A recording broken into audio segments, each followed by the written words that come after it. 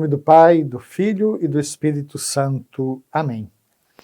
Caros irmãos e irmãs, no nosso último programa, continuando a nossa reflexão sobre o credo, como nos é apresentado pelo Catecismo da Igreja Católica, nós havíamos visto 4 parágrafos que tratam de um tema central no querigma do Antigo e do Novo Testamento. Deus é amor. Ao longo de sua história, Israel vai descobrir, então, por que Deus se revelou a ele, por que Deus escolheu Israel dentre todos os povos, por causa do seu amor gratuito. O amor de Deus que é comparado ao amor de um pai por um filho, que é mais forte do que o amor de uma mãe por seus filhos, que é mais do que o amor de um esposo por sua esposa, um amor que se sobrepõe às maiores dificuldades. Vimos também que o amor de Deus é eterno.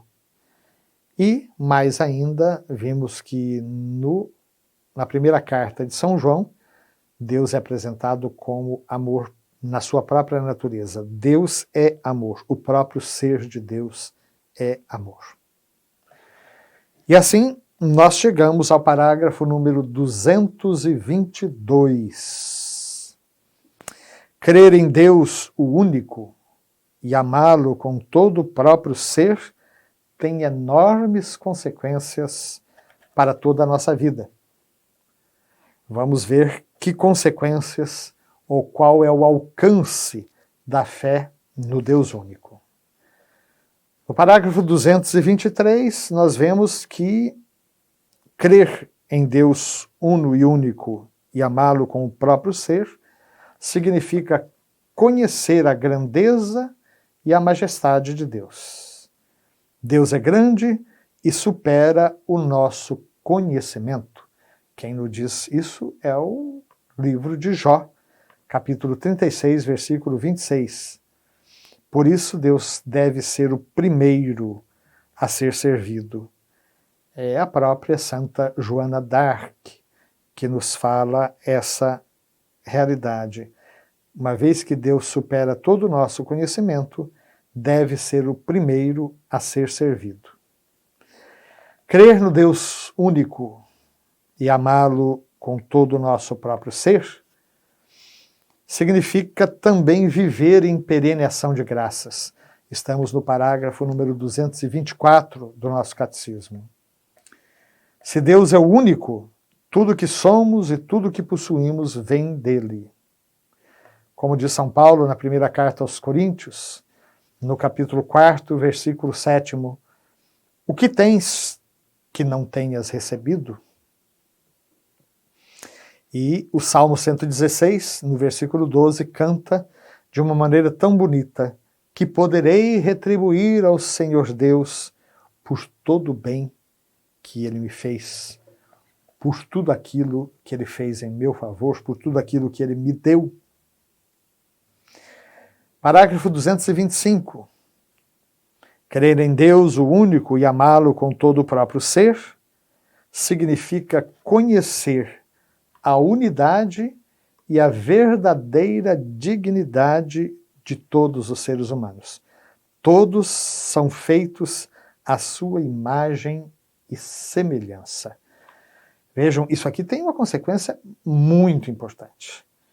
Vocês sabem que existem ideologias que querem, talvez se aproveitando de uma leitura errada da teoria da evolução, dizer que se não existe o monogenismo, ou seja, se nem todos vieram de um tronco comum, a Bíblia fala de Adão e Eva, né? A partir do momento que todos vêm de um tronco comum, está clara a unidade do gênero humano. Mas se houve várias origens diferenciadas, quem garante que o que veio de uma determinada raiz tenha a mesma dignidade, ou seja, da mesma natureza que outras etnias que vieram de outras raízes? Mas se Deus é único e todos foram criados à sua imagem e semelhança, isso significa que existe uma unidade e uma verdadeira dignidade de todos os seres humanos, justamente por serem todos imagem e semelhança do único Deus. independente da cor da pele, da classe social, da proveniência, da língua, da etnia, enfim. Todos pertencemos a uma única e mesma humanidade. Parágrafo 226. Crer em Deus o único e amá-lo com todo o próprio ser significa usar corretamente as coisas criadas por ele.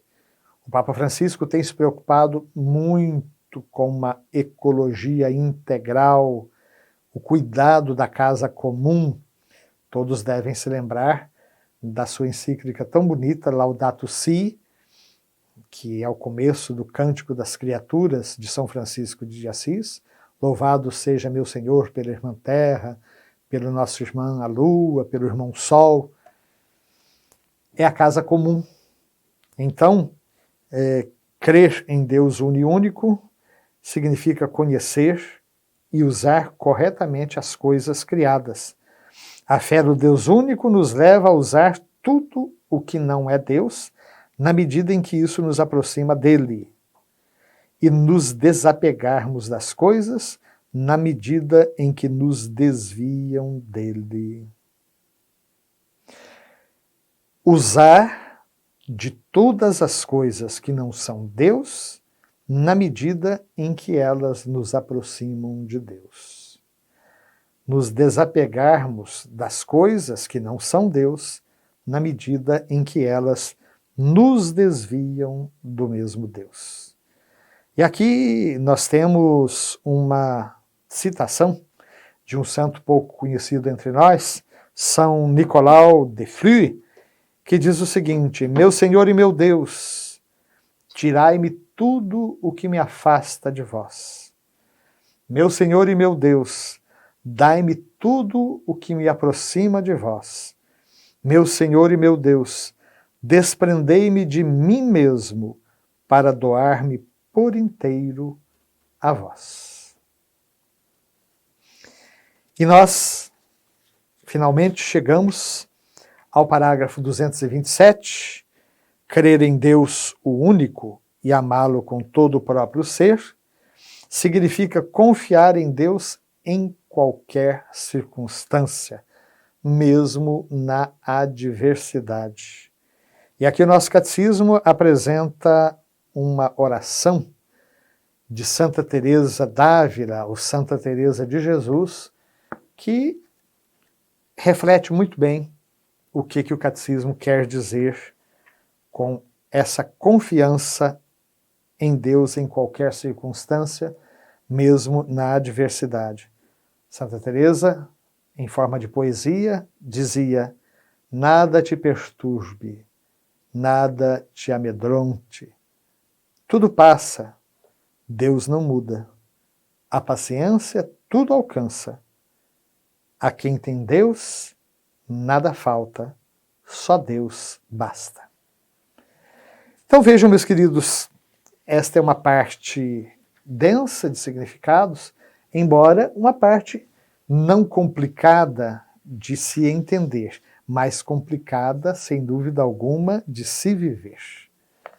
Queremos, então, pedir que todas essas verdades decorrentes da revelação do nome de Deus possam ser incorporadas na nossa vida, que Deus é aquele que é, só Deus tem o ser, um Deus de ternura e de compaixão, o Deus que é a verdade, Deus fiel, rico em misericórdia, Deus que é amor, não apenas um Deus que ama, mas que na sua própria essência divina, Deus que é amor.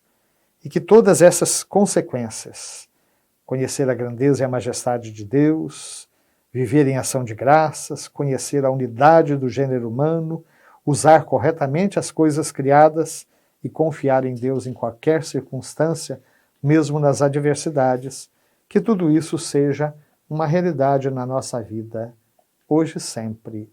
Amém.